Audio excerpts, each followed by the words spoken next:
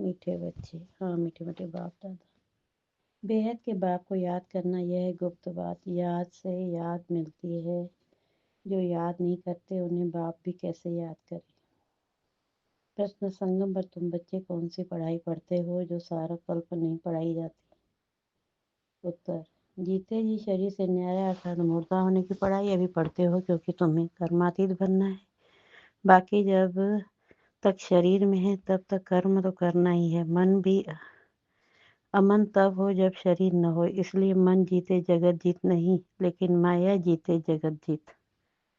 ओम शांति। बाप बैठ बच्चों को समझाते हैं क्योंकि यह तो बच्चे समझते हैं, बेसमझ को ही पढ़ाया जाता है। अब बेहद का बाप ऊंच से ऊंच भगवान आते हैं तो किसको पढ़ाते होंगे? जरूर जो ऊंच तो ऊंच बिल्कुल बेसमझ होंगे। इसलिए कहा ही जाता है विनाश काले विपरीत बुद्धि। विपरीत बुद्धि कैसे हो गए? है 84 लाख योनियां लिखा हुआ है ना, तो बाप को अभी 84 लाख जन्मों में ले जाए। कह देते हैं परमात्मा कुत्ते बिल्ली जीव जंतु सब में है। बच्चों को समझाया जाता है या तो सेकंड नंबर पॉइंट देनी होती है। बाप ने समझाया जब कोई नया आता है तो पहले पहले उनको हद के और बेहद के बाप का परिचय देना चाहिए। वह बेहद का बड़ा बाबा और वह हद का छोटा बाबा। बेहद का बाप माना ही बेहद आत्माओं का बाप। वह हद का बाप जीव आत्माओं का बाप हो गया। वह सब आत्माओं का बाप। यह नॉलेज भी सब एक रस नहीं धारण कर सकते हैं। कोई 1% धारण करते हैं तो कोई 75% धारण करते हैं। यह तो समझ की बात है। सूर्यवंशी घराना होगा ना, राजा रानी तथा प्रजा, यह बुद्धि में आता है ना। प्रजा में सब प्रकार के मनुष्य होते हैं। प्रजा माना प्रजा। बाप समझाते हैं यह पढ़ाई है, अपनी बुद्धि अनुसार हर एक पढ़ते हैं। हर एक को अपना अपना पाठ मिला हुआ है। जिसने कल्प पहले जितनी पढ़ाई धारण की है उतनी अब भी धारण करते हैं। पढ़ाई कब छिपी नहीं रह सकती। पढ़ाई अनुसार ही पद मिलता है। बाप ने समझाया आगे चल इम्तिहान तो होता ही है। बगैर इम्तिहान ट्रांसफर हो तो हो न सके। पिछाड़ी में सब मालूम पड़ेगा, बल्कि अभी भी समझ सकते हैं कि किस पद के हम लायक हैं। भला लज्जा के मारे सबके साथ साथ हाथ उठा देते। दिल में समझते भी है हम यह कैसे बन सकेंगे, तो भी हाथ उठा देते हैं। समझते हुए भी फिर हाथ उठा लेना यह भी अज्ञान कहेंगे। कितना अज्ञान है। बाप तो झट समझ जाते हैं। इससे तो उन स्टूडेंट में अकल होता है। वह समझते हम स्कॉलरशिप लेने के लायक नहीं है, पास नहीं होऊंगा। इससे तो अज्ञानी अच्छे जो समझते हैं टीचर तो पढ़ाते हैं उसमें हम कितने मार्क्स लेंगे। ऐसे थोड़ी कहेंगे हम पास विद ऑनर होंगे। तो सिद्ध होता है यहाँ इतनी भी बुद्धि नहीं है। देह अभिमान बहुत है। जब तुम आए हो या लक्ष्मी नारायण बनने तो चलन बड़ी अच्छी चाहिए।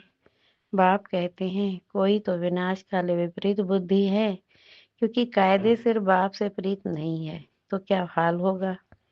ऊंच पद पा नहीं सकेंगे। बाप बैठ तुम बच्चों को समझाते विनाश काले विपरीत बुद्धि का अर्थ क्या है। बच्चे ही पूरा नहीं समझ सकते तो फिर और क्या समझेंगे। तो जो बच्चे समझते हैं हम शिव बाबा के बच्चे हैं, वही पूरा अर्थ को नहीं समझते। बाप को याद करना है, यह तो है गुप्त बात। पढ़ाई तो गुप्त नहीं है ना, पढ़ाई में नंबरवार है।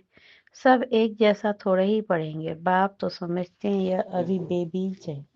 ऐसे बेहद के बाप को 3-3 4-4 मास याद भी नहीं करते।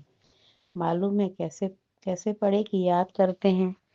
जबकि उनकी चिट्ठी आए फिर उस चिट्ठी में सरिस समाचार भी हो कि यह रूहानी सरिस करता हूँ। सबूत चाहिए ना। ऐसे तो देह अभिमान बहुत होते हैं जो न तो कभी याद करते हैं न सरिस का सबूत दिखाते हैं। कोई तो समाचार लिखते हैं बाबा फलाने फलाने आए, उनको यह समझाया। तो बाप भी समझते हैं बच्चा जिंदा है, सरिस समाचार ठीक देते हैं। कोई तो 3-4 मास पत्र नहीं लिखते, कोई समाचार नहीं, तो समझेंगे मर गया ना। मर गया या बीमार है। बीमार मनुष्य लिख नहीं सकते हैं यह भी कोई लिखते हैं हमारी तबीयत ठीक नहीं थी इसलिए पत्र नहीं लिखा, कोई तो समाचार ही नहीं देते, न बीमार हैं। देह अभिमान है फिर बाप भी याद किसको करे, याद से याद मिलती है। परंतु देह अभिमान है बाप आकर समझाते मुझे सर्वव्यापी का 84 लाख से भी जास्ती योनियों में ले जाते हैं। मनुष्य को कहा जाता है पत्थर बुद्धि है, भगवान के लिए तो फिर कह देते पत्थर भीतर के अंदर विराजमान है। तो यह बेहद की गालियां हुई ना, इसलिए बाप कहते हैं मेरी कितनी गिलानी करते हैं। अभी तुम तो नंबरवार समझ गए हो। भक्ति मार्ग में गाते भी हैं आप आएंगे तो हम वारी जाएंगे, आपको वारिस बनाएंगे। ये वारिस बनाते हैं जो कहते हैं पत्थर टिकर में हो, कितनी गिलानी करते हैं। तब बाप कहते हैं यदा यदा ही धर्म से गिलानी भवते भारत।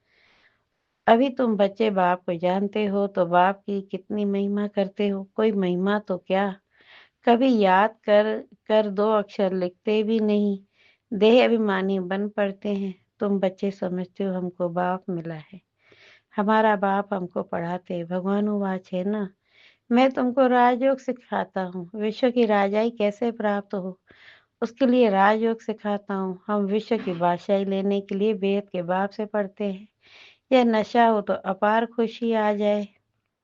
भले गीता भी पढ़ते हैं परंतु जैसे ऑर्डिनरी किताब पढ़ते हैं, लेकिन गीता पढ़ने व सुनाने वाले में इतनी खुशी नहीं रहती। गीता पढ़कर पूरी की और गया धंधे में। तुमको तो अभी बुद्धि में है, बेहद का बाप हमको पढ़ाते हैं, और कोई की बुद्धि में यह नहीं आएगा कि हमको भगवान पढ़ाते हैं। तो पहले पहले कोई भी आवे तो उसको दो बाप की थ्योरी समझानी है। बोलो भारत स्वर्ग था ना, अभी नर्क है। ऐसे तो कोई कह न सके कि हम सतयुग में भी हैं, कलयुग में भी हैं। किसको दुख मिला तो वह नर्क में है, किसको सुख मिला तो स्वर्ग में है। ऐसे बहुत कहते हैं दुखी मनुष्य नर्क में है, हम तो बहुत सुख में बैठे हैं। महल माड़ियां आदि सब कुछ हैं, बाहर का बहुत सुख देखते हैं।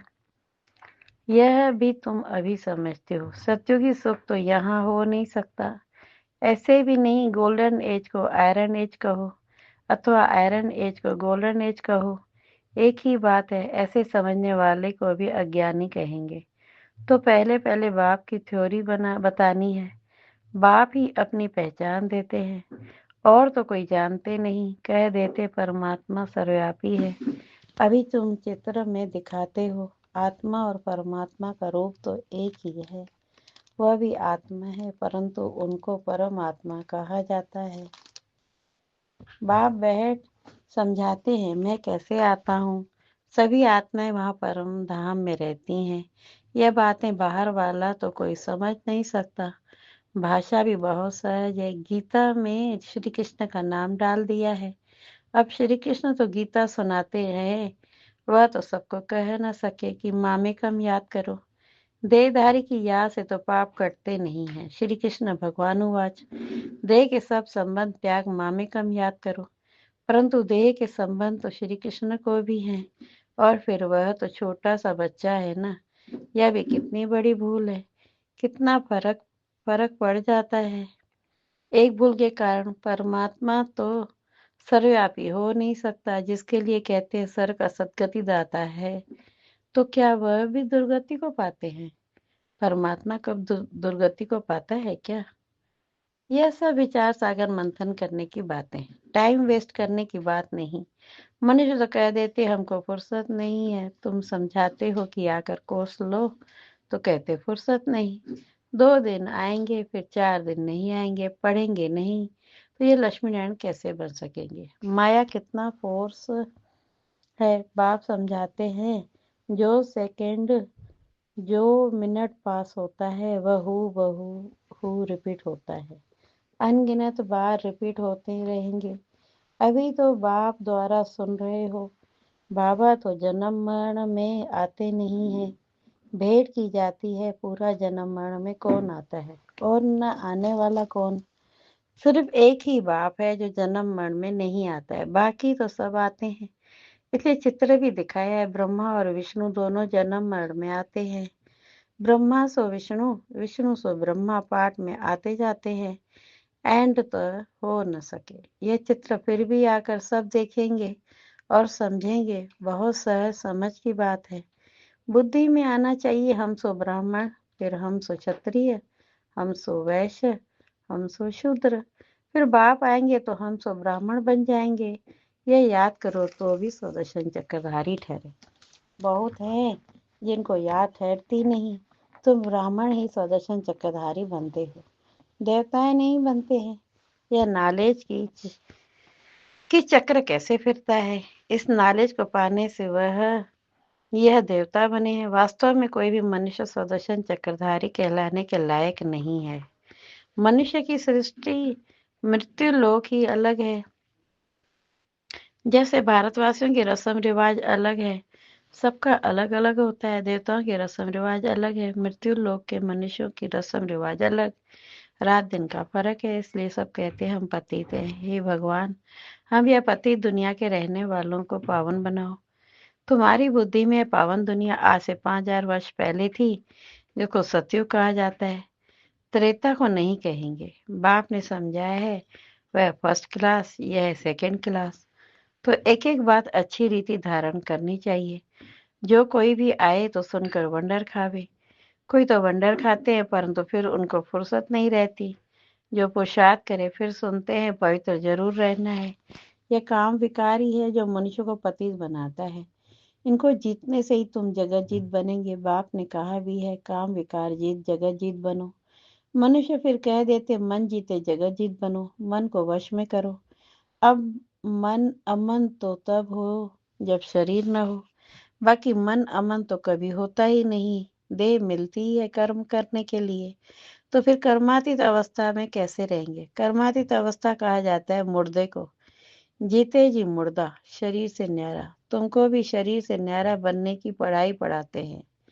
शरीर से आत्मा अलग, आत्मा परमधाम पे रहने वाली है। आत्मा शरीर में आती है तो उनको मनुष्य कहा जाता है। शरीर मिलता ही है कर्म करने के लिए। एक शरीर छूट जाएगा, फिर दूसरा शरीर आत्मा को लेना है कर्म करने के लिए। शांत तो तब रहेंगे जब कर्म नहीं करना होगा। मूल वतन में कर्म होता नहीं। सृष्टि का चक्र यहाँ फिरता है। बाप को और सृष्टि चक्र को जानना है, इसको ही नॉलेज कहा जाता है। यह आंखें जब तक पतित क्रिमिनल है तो इन आंखों से पवित्र चीजें देखने में आ नहीं सकती। इसलिए ज्ञान का तीसरा नेत्र चाहिए। जब तुम कर्मातीत अवस्था को पाएंगे अर्थात देवता बनेंगे, फिर तो इन आंखों से देवताओं को देखते रहेंगे। बाकी इस शरीर में इन आंखों से श्री कृष्ण को देख नहीं सकते। बाकी साक्षात्कार किया तो उससे कुछ मिलता थोड़े ही है। अल्पकाल के लिए खुशी रहती है, कामना पूरी हो जाती है। ड्रामा में साक्षात्कार की भी नूंद ऐसे प्राप्ति कुछ नहीं होती। अच्छा, मीठे मीठे से खिलते बच्चों प्रति माता पिता बाप दादा का याद प्यार। Good morning, good morning. रूहानी बाप की रूहानी बच्चों को नमस्ते नमस्ते। और हम रूहानी बच्चों की रूहानी बाप दादा को याद प्यार। Good morning, good morning. नमस्ते नमस्ते नमस्ते। शुक्रिया बाबा, शुक्रिया शुक्रिया। धारणा के लिए मुख्य सार। शरीर से न्यारी आत्मा हूँ, जीते जी इस शरीर में रहते जैसे मुर्दा। इस स्थिति के अभ्यास से कर्मातीत अवस्था बनानी है। दूसरा, शरीर का सबूत देना है। देह भान को छोड़ अपना सच्चा सच्चा समाचार देना है। पास विदानार होने का पुरुषार्थ करना है। वरदान, अपने शांत स्वरूप स्टेज द्वारा शांति किरणें फैलाने वाले मास्टर शांति के सागर भव। अपने शांत स्वरूप स्टेज द्वारा शांति किरणें फैलाने वाले मास्टर शांति के सागर भव। वर्तमान समय विश्व के मेजॉरिटी आत्मा को सबसे ज्यादा आवश्यकता है सच्चे शांति की। अशांति के अनेक कारण दिन प्रतिदिन बढ़ रहे हैं और बढ़ते जाएंगे। अगर स्वयं अशांत नहीं भी होंगे तो औरों के शांति का वायुमंडल वातावरण शांत अवस्था में बैठने ही नहीं देगा। अशांति के तनाव का अनुभव बढ़ेगा।